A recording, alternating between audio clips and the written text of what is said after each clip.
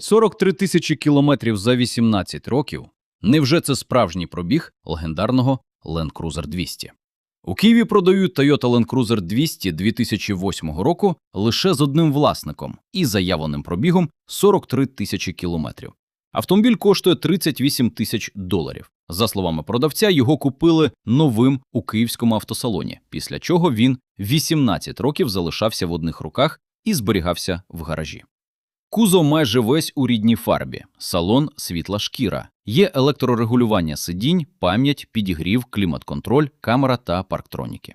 Під капотом 4,5-літровий дизель, автомат і повний привід. Ще цікавіше, Auto.ria підтверджує ключові дані за державними реєстрами, а автомобіль має офіційний VIN.